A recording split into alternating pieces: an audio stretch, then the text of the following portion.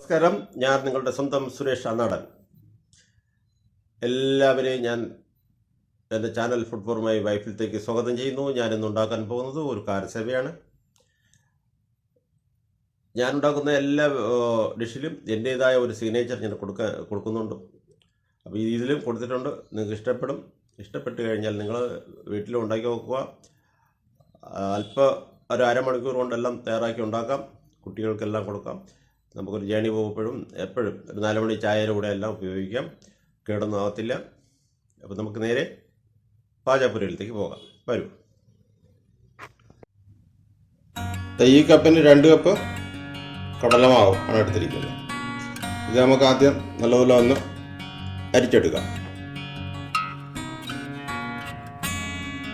അപ്പോൾ ഇതിന് ഇത്രയാണ് ഇതിൻ്റെ പൊടി. ഇതിനെ കളയാം. 1 cup അരിമാവ്, rice flower,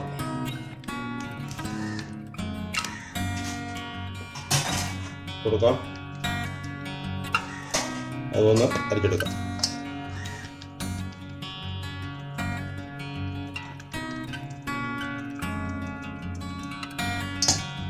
cup cornflour,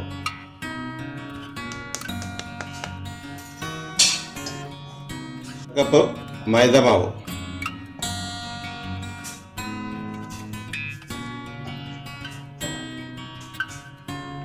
1 table spoon മുളക് പൊടി, കായം പേരിന് വേണ്ടി 1 നുള്ളു,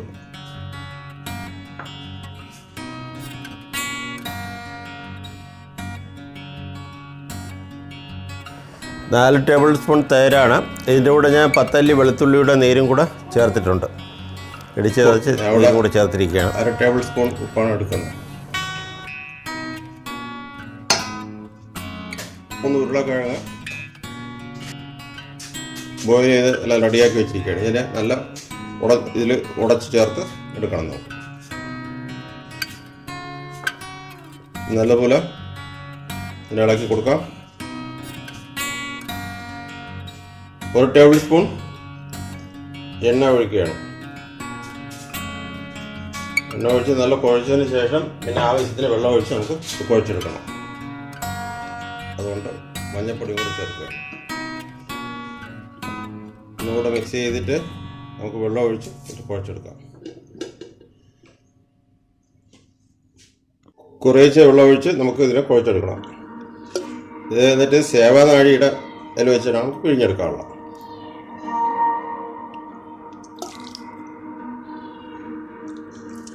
കുറേശ്ശെ വെള്ളം ഒഴിച്ച് നമുക്ക് ഇതിനെ മിക്സ് ചെയ്യാം.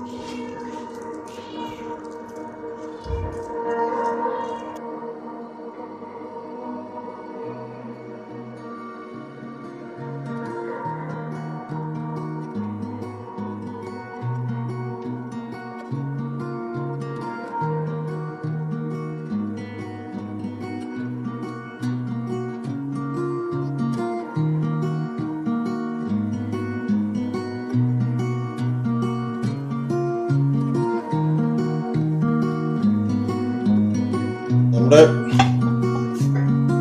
മിച്ചറിനുള്ള മാവ് റെഡിയായി കഴിഞ്ഞു.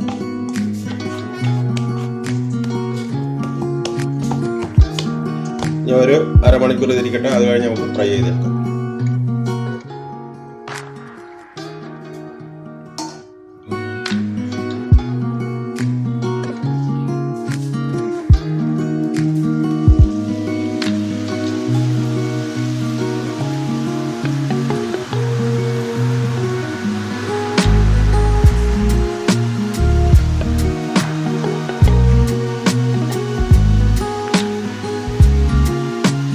നമുക്ക് മറിച്ചിട്ട് കൊടുക്കാം.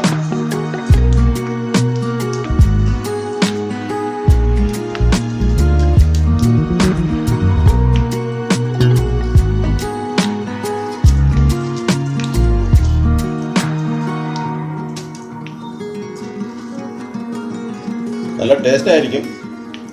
നമ്മളെല്ലാം ട്രൈ ചെയ്ത് നോക്കുക.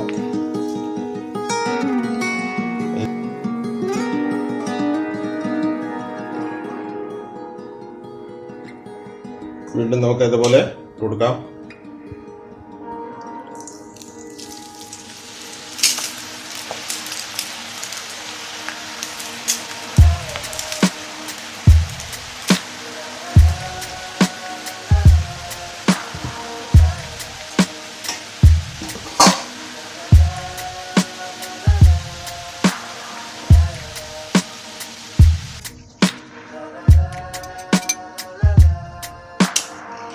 കോരിയെടുക്കാം.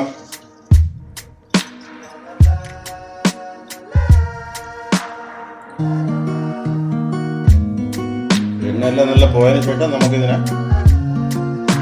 കൈകൊണ്ട് പൊടിച്ച് മാറ്റാവുന്നതാണ്. ഇങ്ങനെ വയ്ക്കണമെങ്കിലും വയ്ക്കാം, പിന്നെ നമുക്ക് ഇതിൻ്റെ കാര്യമല്ല, നമുക്ക് പൊടിച്ച് വയ്ക്കാം.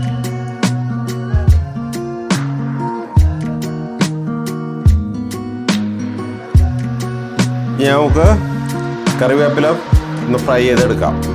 നമ്മുടെ കാരസേവ് ഉൾപ്പെടെടുപ്പോൾ അത് നല്ലൊരു ടേസ്റ്റ് ആയിരിക്കും. നല്ല കടയിൽ നിന്നെല്ലാം വാങ്ങിക്കുമ്പോൾ കണ്ടിട്ടില്ലേ, അപ്പം നമുക്കും അത് പോലെ ഒന്ന് ഫ്രൈ ചെയ്തെടുക്കാം. നല്ല ഒരു ടേസ്റ്റ് വരും. 5-6 അല്ലി വെളുത്തുള്ളിയും കൂടെ ഫ്രൈ ചെയ്ത് എടുക്കാം. അതുപോലെ ചതച്ച് നമുക്ക് ഫ്രൈ ചെയ്തെടുക്കാം. അതിനും ഒരു ടേസ്റ്റ് ഉണ്ടാവും.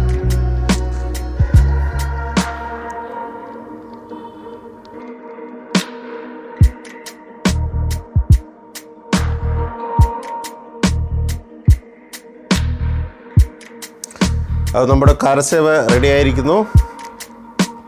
നിങ്ങളും വീട്ടിൽ ട്രൈ ചെയ്ത് നോക്കുക, നല്ല ടേസ്റ്റായിരിക്കും. ഉരുളക്കിഴങ്ങെല്ലാം ഇതിൽ ചേർന്നുകൊണ്ട് നല്ലൊരു പ്രത്യേക ടേസ്റ്റായിരിക്കും. Thank you for watching. Thanks a lot. By.